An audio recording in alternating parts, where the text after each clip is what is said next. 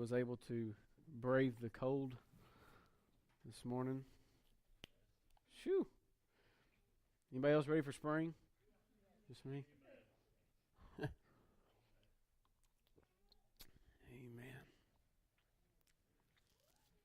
Some of my favorite songs they sung this morning. Better is one day in your house than 1,000 elsewhere. Better is one moment in your presence than 100 years anywhere else. Why? Because where the Spirit of the Lord is, there's freedom. There's freedom. If you got your Bibles, go with me to Isaiah 64.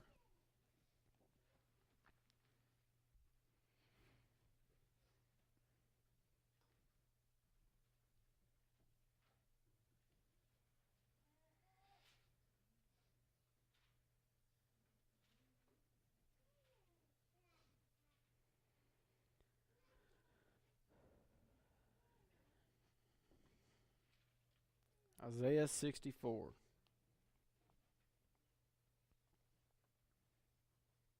That's right after Isaiah 63, in case you're having a hard time finding it. It says, "Oh, that you would rend the heavens, that you would come down, that the mountains might shake at your presence. As fire burns brushwood, and as fire causes water to boil, to make your name known to your adversaries, that the nations may tremble at your presence. When you did awesome things for which we did not look, you came down, and the mountains shook at your presence." You know what? We're going to stop right there. That's far enough. It's kind of interesting, but you really got to kind of go back to understand what's going on here. So I'm going to jump back into chapter 63, and I'm going to read the last part of 17 and then 18 and 19.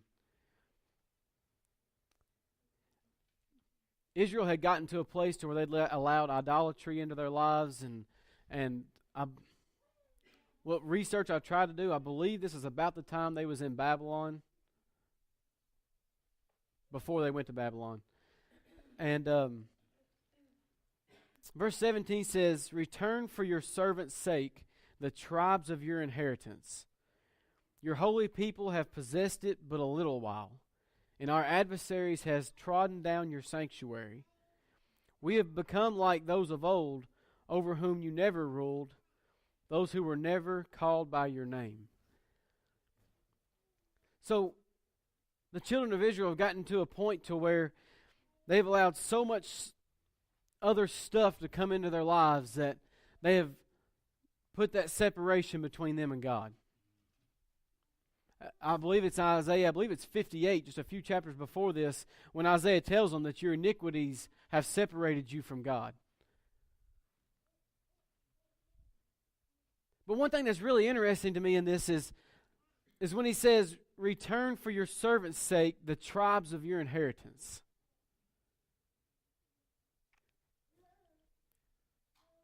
Your holy people have possessed it but a little while. I wonder if anybody's ever felt like you've ever gotten to a place in your life to where I feel like what I had, I don't have now. If I had to put 2017 in one bundle, that's what I would put it in. Because for me, 2016 was like a rock star year.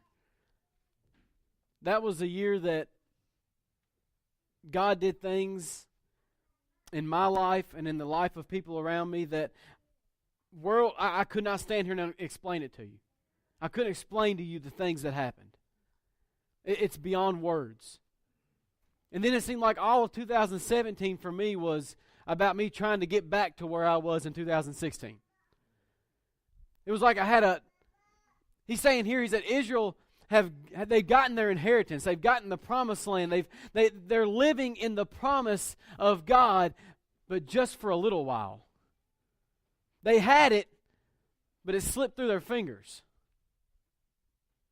Anybody else ever felt like that? Man, I feel like that I was on a track to where I had it going on, and I was hearing God's voice, and it seemed like everything was going right, and for once, everything had finally come in line, and all the I's were getting dotted, and all the T's were getting crossed, and it seemed like everything was going good, but man, that just lasted for a little while. And it's almost to the point to where now, whenever it feels like that, man, we're getting back, I'm finally getting back to where God's taking me back to where I was. It's almost like I already have the mindset of, okay, how long is it going to last this time? How long is it going to last this time before it falls through my fingers again? And the next thing it says in that verse is, it says, our adversaries have trodden them underfoot.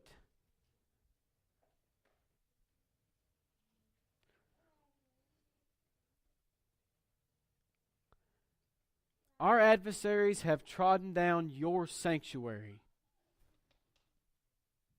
What was the sanctuary representative of? It was the place of communion. It was the place of presence. It was the place where, in the old law, that they would come, and that's where they could come and they could meet God. That's where they could come and they could do their worship, and that's where they could come and get their forgiveness, and that's where they could come and bless and pay their tithes, and this is where they would come and do all of their worship, was in the sanctuary. And that was the first place the enemy attacked. Come on. I'm going to need you to get in the story this morning. I really need you to think about where Israel's at. They're saying, we had it. Looking back, I'm desiring what we used to have. We had it. We was there. Everything was going right. And then what happened? It said the adversary has trodden down our sanctuary. The enemy began to attack at the place of communion. Come on, he didn't start attacking in the home, and he didn't start attacking with sickness, and he didn't start attacking the body. He started in the place of communion. He started, the first place the enemy began to attack is the place that he knew that he had to attack first. Let me show you what I mean. I believe it's in Mark. Or it could be Matthew or Luke or John. It's in Mark. Mark chapter 3 verse 27 says, no one can enter a strong man's house and plunder his goods unless he first binds the strong man, and then he will plunder his house. Come on, how many of you know that the enemy can try to come against my house all he wants to, but unless he first tries to bind where my strength comes from, he's not going to get in. Where does my strength come from? From the Lord. Come on, my strength comes from my proximity to Him. My strength comes from the closeness I have with my God. The time I spend in presence and the time I spend in proximity and closeness and communion to Him, that's where my strength lies. So in order for the enemy to try to attack me or to try to attack my house, he first has to attack where I'm getting my strength from. There's a big, long writing that what was the serpent really after in the garden? He was after communion. He got authority whenever Adam and Eve eat the apple, but he went after communion in order to get the authority. He always tries to attack the communion first. Come on, I don't know about anybody else, but I can look back and I can see, okay, this is where everything was going good. And this is where my sanctuary started to get trodden down. And here's where I let this slip in my communion. And here's where I let it slip in my devotion. And this is why I'm standing where I'm at today, looking back saying, I had it. I had the inheritance. It was in my grasp.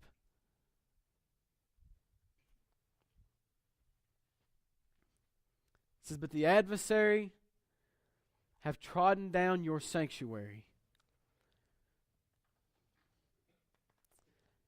We have become like those of old, over whom you never ruled, or those who were never called by your name. So the first thing the enemy tried to attack was communion. Why? What comes after? Whenever we begin to lose communion with the Father, when we begin to lose that time of the sanctuary, that time when it's me and Him, what's the next thing to go? My identity. Come on, he said, we are like those of old, those who were never even called by your name. He's saying, listen, the enemy has come and they've tore down everything that kept me connected with you, and now we don't even know who we are. We don't even know who we are anymore. We're like the ones that have never been called by your name. We're like the ones that's never believed. We've been saying for years it's going to be different around here, right? And we're different. But how many of you know there's some times that we come in here and we're no different than any other church in the continent?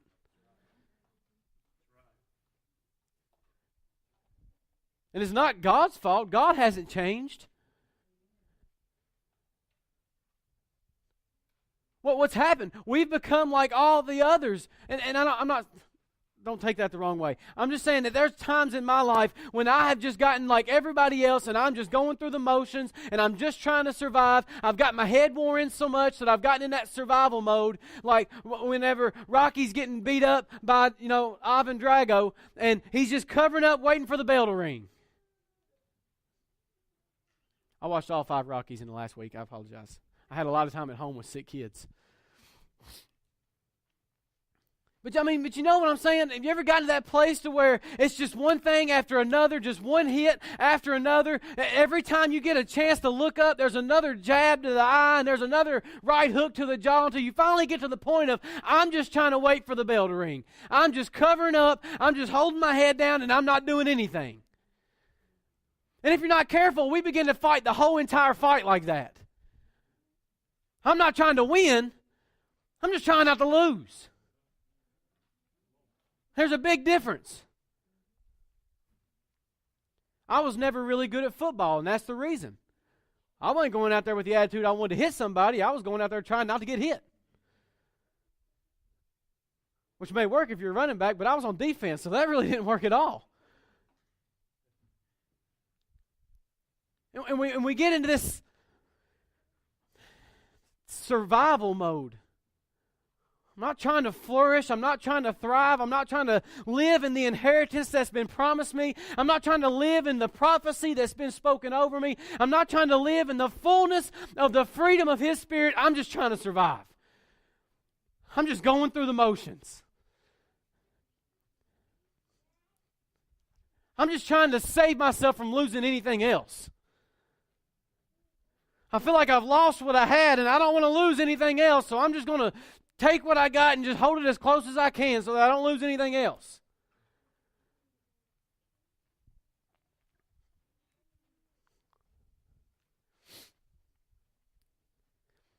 We have become like those of old over whom you never ruled. Those who were never called by your name. Here they're saying that Israel had allowed the adversary to kill, to steal, and to destroy so much that they felt no different than those who never knew Him. The enemy went after communion, and once he got his foot into the door of communion, he began to attack their identity to where they didn't even know who they were. Because the enemy knows you'll never know who you are without knowing who Yahweh is. Come on, we've been saying that in this house for years. We'll never know who we really are until we know who He is. I'll never really know who I am until I know who He is and what He said about me. Why? Because we sung it this morning. His thoughts define me.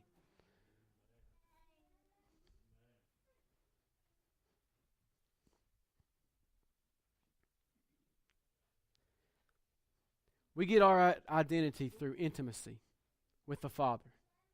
And that's where Isaiah recognized the problem.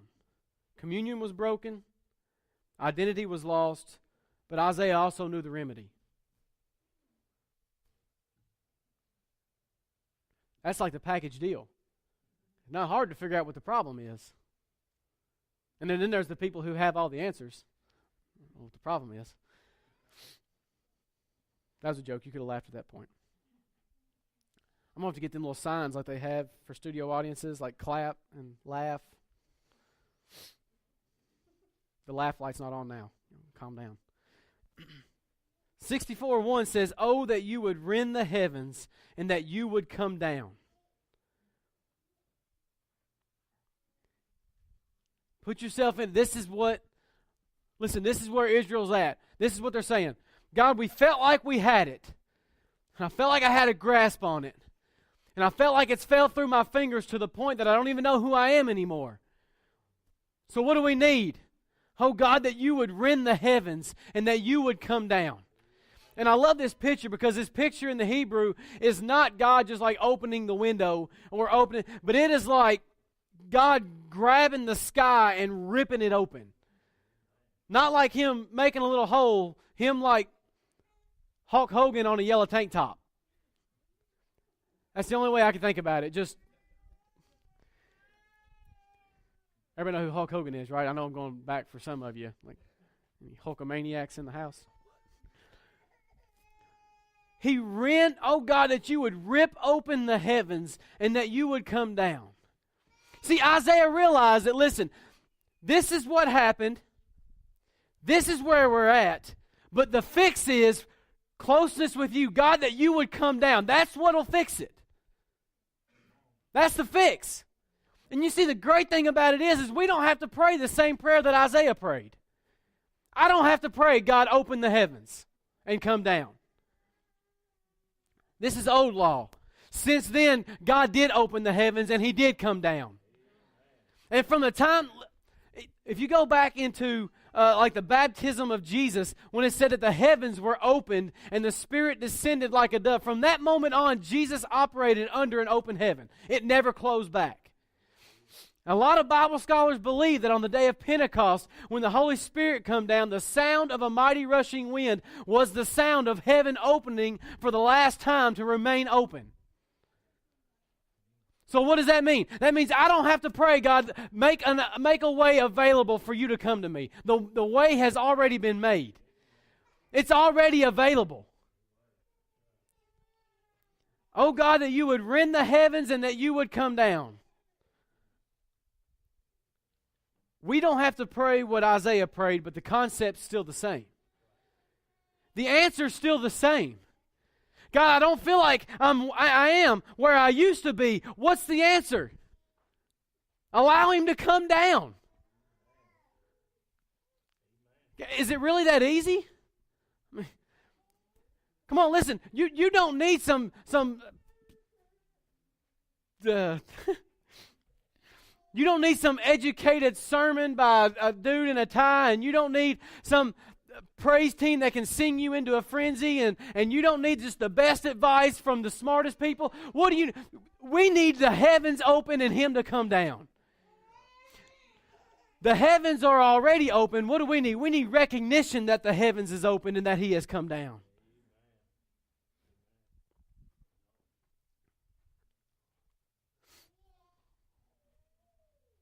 The enemy went after communion and in turn got identity. And Isaiah is saying the only way that can be restored, the only way that can be restored is communion to be restored.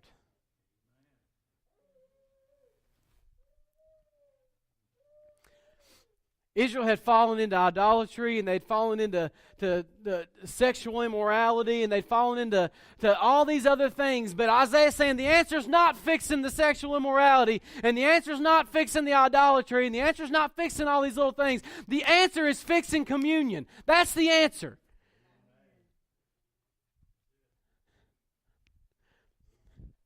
Come on. I don't have to go through and try to pinpoint, okay, I got to fix this addiction in my life, and then I got to try to fix this point of fear in my life, and then I got to come back and try to fix the depression, and then I got to come over here and try to... No, all I got to do is restore communion. What's that mean? What does that even mean, to restore communion? That means I got to get back into that point to where I am in a relationship with Yahweh.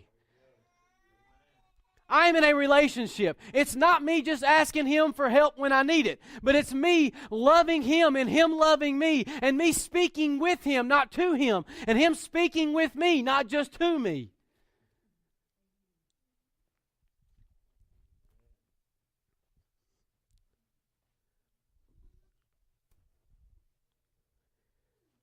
Oh, that you would rend the heavens, that you would come down, that the mountains might shake at your presence.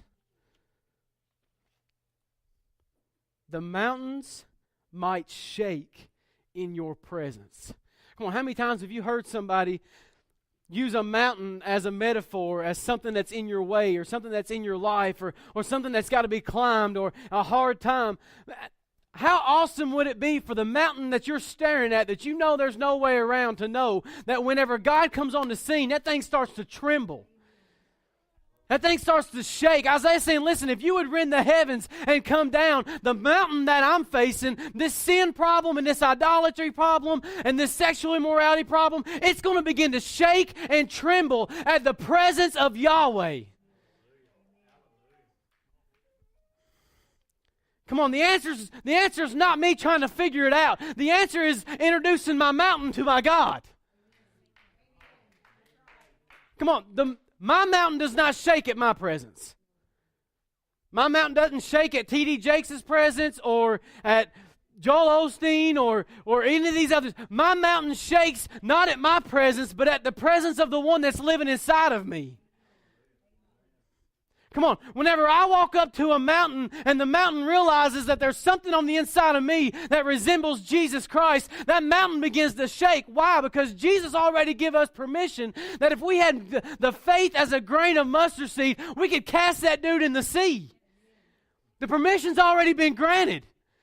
So whenever I'm in a place of communion, in what we call the in Him dimension, when I am in Him and He is in me, when I walk up to my mountain, I don't shake at my mountain shakes at me. Not because of me, but because of who's living in me. Does that make sense? Isaiah's saying, listen, we got this great big mountain in front of us, and I don't see no way around it. It's too tiresome to try to climb over it. But it shakes at the presence of my God. When my God comes down, my mountains shake. I love this part. As fire burns brushwood, and as fire causes water to boil, to make your name known to your adversaries, that the nations may tremble at your presence. It uses fire as a representation of God's presence. Why? Because fire has the ability to transform anything. Anything. You put wood next to fire, what happens? The wood turns to ash. It transforms. It uses the example of water to boil. You put water over a fire, what happens? It turns to steam. It transforms. Now here lately, y'all know I'm a Master Chef fan, right? So here lately, I'm waiting on a new season to come on Hulu, so I'll have to watch something else. And I had to pick something manly because Randy tells me that Master Chef's a girl show, and Tyler tells me it's for old people. So I had to find something that I could proudly say that I've been watching. I've been watching Forged in Fire. Anybody ever watch that? It's about these guys that take this block of steel and they put it in a fire and they make a knife or a sword out of it. Like high carbon steel, they're taking it, putting it in a forge, and fire is able to transform even the hardest thing into something usable. Fire has the ability to transform steel. But the secret is it takes a very, very high heat. So when I began to read that and I began to think about that, and I thought about them guys forging that metal into a sword, I began to think about, man, that takes a really hot flame in order to transform that situation. Some situations, like if you got some leaves, it don't take a real hot fire to transform that. But then there's some situations that's like steel and it takes a hot flame. Oh, and I begin to get reminded of when Jesus was coming down off the mountain of transfiguration, and man, he was glowing, and he gets down there, and the rest of his disciples had been trying to heal this young man that was possessed with a demon, and they wasn't having any luck, and he was still throwing himself in the fire, and he was still foaming at the mouth, and Jesus comes down, and just like that, he heals him, and the disciples say, "How is it you could do that and we couldn't?" Well, the answer is Jesus was tending a flame that was hot enough to transform any situation. Fire has the ability to transform anything. It's the amount of fire that I'm allowing in my life that's going to determine what situations I can transform. When my flame gets hot enough, I can begin to look at an impossible situation that the world says there's no hope, and I can say, "Oh, no, you don't know my fire. You don't know the fire that's been burning inside of me, the fire that come down from the open heaven. You don't understand that. There's nothing that's impossible or hopeless." But you know, there's something else I've learned watching that show. And you'll hear him say it every now and then. A guy will put his steel in the forge, and he'll get it like red, glowing hot. Then he'll take it over to the anvil, and he'll start beating that thing with a hammer, and then he'll work on it, and you can gradually see that glowing red start to die down. And then it gets back to the normal color, and them guys are still over beating on it, and the judges are all like, "Oh, what is he doing?" You can't try to forge cold steel. Right? You can't try to move and transform cold steel.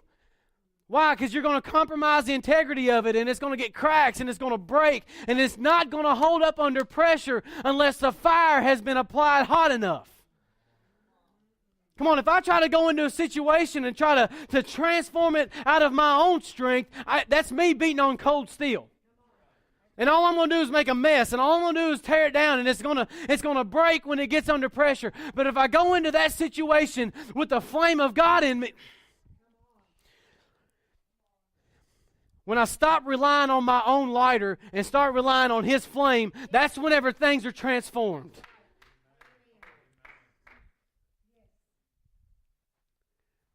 When I quit trying to flick my Bic, you remember that commercial? When I quit trying to flick my Bic and I allow Him to send the fire from heaven that was able to consume rock and stone and dust and water and everything else that it did for Elijah, when I begin to lean on and to begin to put all my hope and faith and trust in His flame, things are transformed.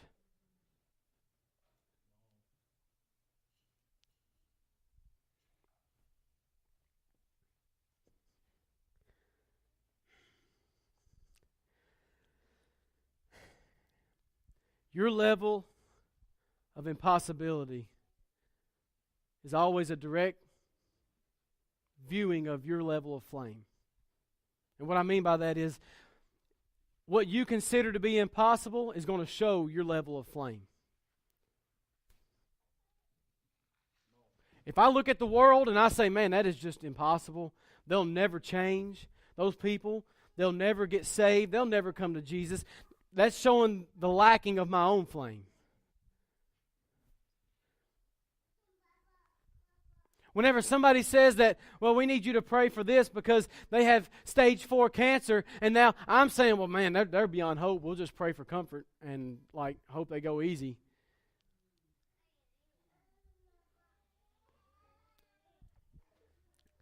That is showing my level of flame.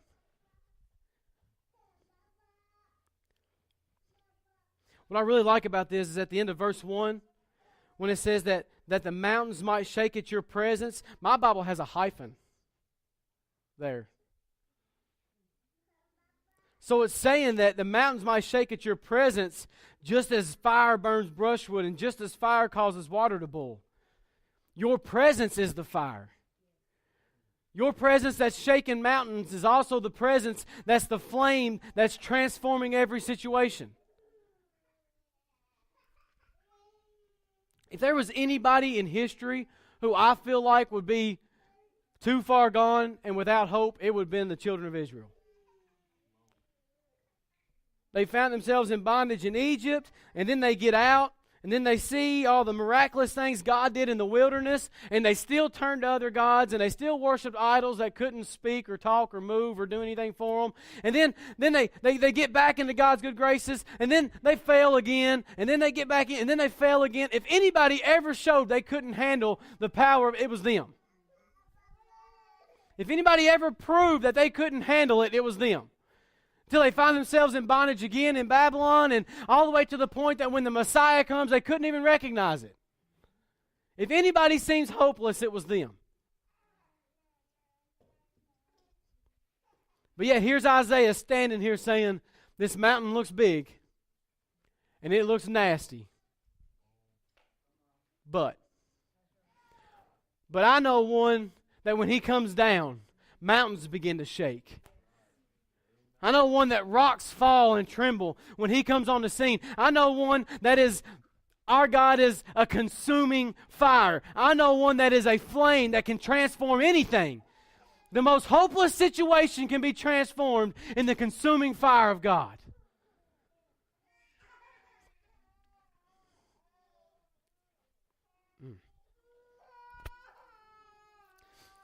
Verse 3 says this. When you did awesome things for which we did not look, you came down and the mountains shook at your presence. I read that in the New Living Translation and a couple other translations, and it's really saying like, you did mighty and awesome works and we couldn't even recognize it. And I think that's a pretty fair statement. Come on, you split the sea in the wilderness and we couldn't even recognize that that was your deliverance. You brought water out of a rock when we was in the dryness, and I couldn't even recognize that that was your provision. You held your hand against the enemy so that every place we walked into, they wasn't a bunch of warriors. They was a bunch of workers that made bricks in Egypt. They wasn't trained in warfare, but yet they went through nation after nation just wiping everybody out. That was God's hand of protection on them, and they couldn't even recognize it. And that's what happens whenever we allow communion with Him to be broken and we allow identity to be lost. Now He is working in my life and I don't even recognize it. Why? Because His mercy is endless and His faithfulness and His sovereignty is forever. And even though I'm not recognizing it, He's still got His hand on me and He's still loving me and He's still jumping on the scene anytime I need Him.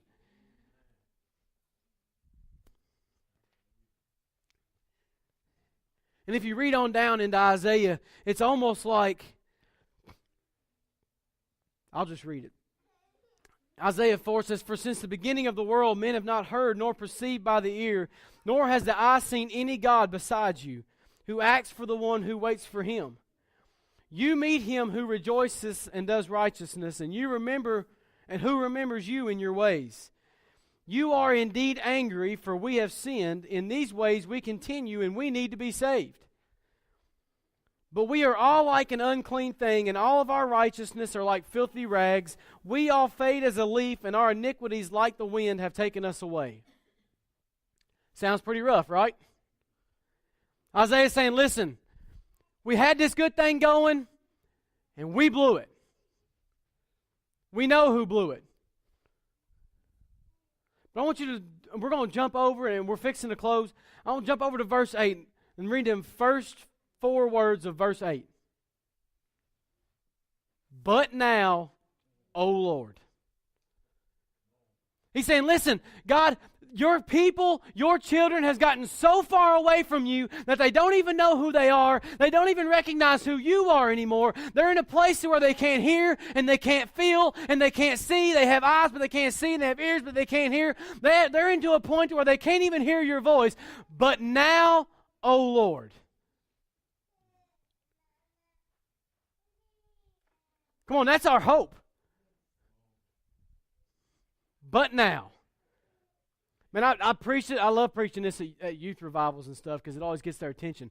Jesus Christ is your but. Come on. We were so far away from you that we couldn't even feel you. There was no hope. But, for the wages of sin is death. But, the gift of God is eternal life through Jesus Christ our Lord. Come on, if that but wasn't there, that one verse right there would say everything was hopeless. What is that, conjunction? Is that right? But if that one conjunction was not in that sentence, that would mean that everything was hopeless. Because the wages of sin is death. But, hang on, things are changing. But, hold on, there's hope. But, there's something to live for. But, there's a reason to keep working. There's a reason to keep fighting. There's a reason to pull your gloves down from survival mode and start swinging back. Why? Because there's a but in there. But now, O Lord, you are our Father. Uh-oh. Come on, what's being restored? They are beginning to see God for who He is. And when they begin, come on, y'all gotta help me preach this. And when they begin to see who He is, now they're going to begin to see who they are. And now when I get a good vision of who He is in my life, now I can get a clearer vision of who I am in my life. But now, O Lord, you are our Father. You had every reason in the world to cast us aside. You had every reason in the world in the wilderness to completely wipe out our people and bring up a nation out of Moses. You had every right to, but you as a good father. But you as a good father. But you are our Father. Not you are my reigner. I don't know if that's a word or not. The one that reigns over us. Sorry. Not you are the king. They didn't even call Him king. Didn't even call Him Lord. He said, but you're my Father. You are Abba. That's why there's hope. It's because you're Abba. Not because I'm good enough. Not because I got it right. And not because I got it figured out. But my butt of hope is because He's an Abba and He's a Father. You know how comforting, you know how freeing it is to know that my hope doesn't have to lie in me getting it right? My hope doesn't have to lie in me figuring it out.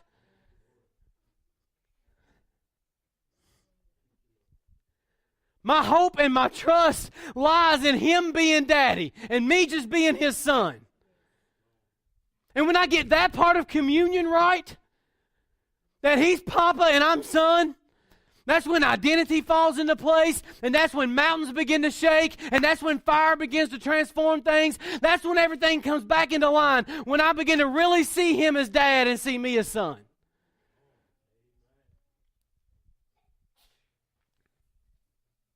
I think almost everybody in here can look back at memories of you and your dad, and you have at least some good memories.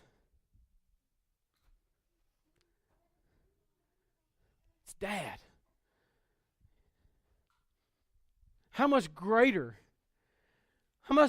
is Daddy God to be there no matter what?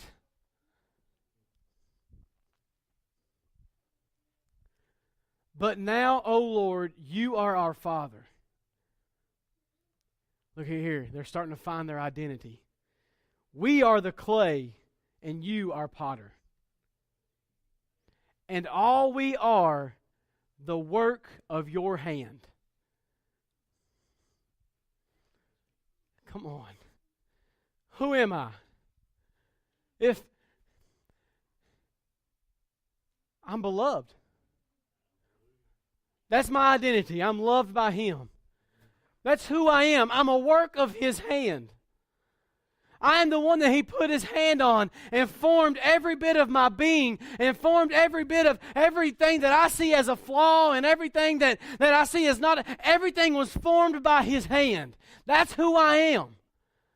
I am clay in His hand. He is the potter. Isaiah is saying, listen, we was at a point to where we had it. We was living in the promise. The promise that dated all the way back to Abraham, the one that we had heard about all of our lives. We was there and we was living in it and we blew it.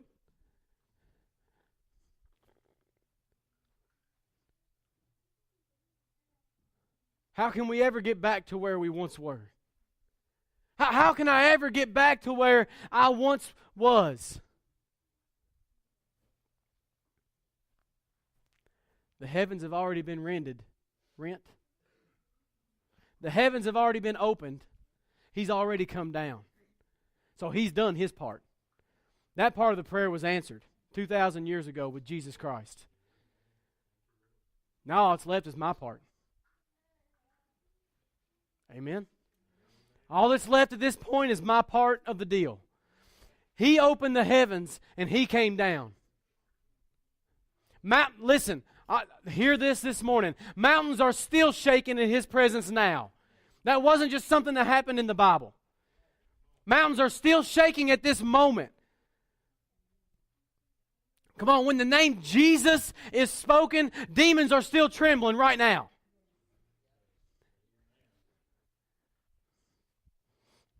So all that's left is my part. All that's left is me getting myself in a posture to where I can accept His communion. Me getting myself into a place to accept His love and His grace and His mercy. For me to allow myself to go through the fire of transformation.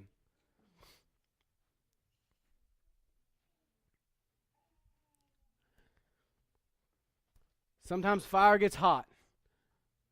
I guess it's all the time fire gets hot. But sometimes it hurts really bad. But how many of you know the product on the other side of the fire is always greater than the product before?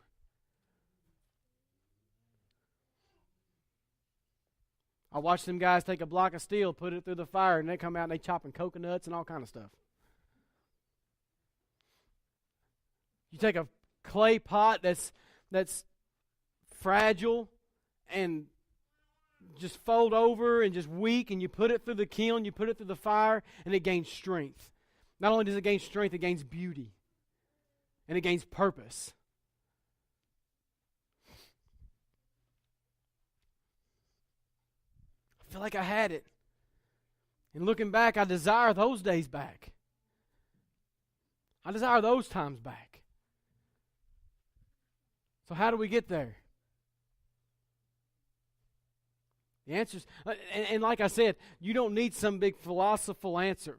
I'm having a hard time today. You don't need some big writing on the wall. Or you don't need the perfect piece of paper in your fortune cookie. I don't know where else to go with that.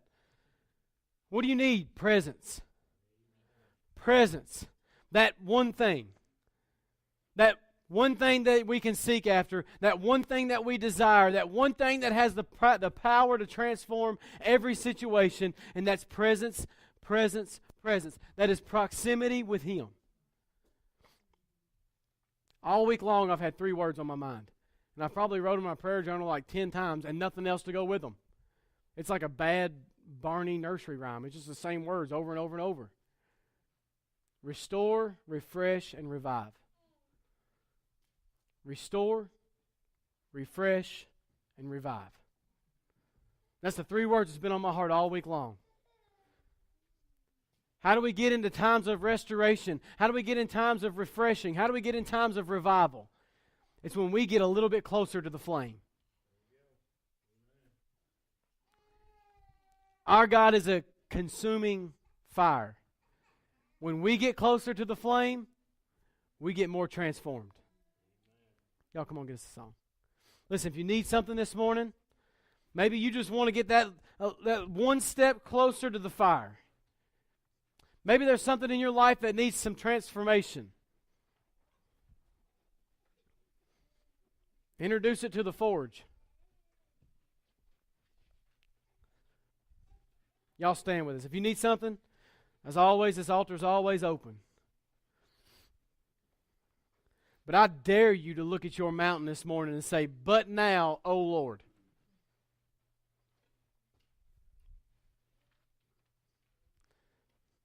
Mountain, you look big and you look nasty and you look mean. And I don't see no way around you or above you. But now, O Lord, mountains are shaking.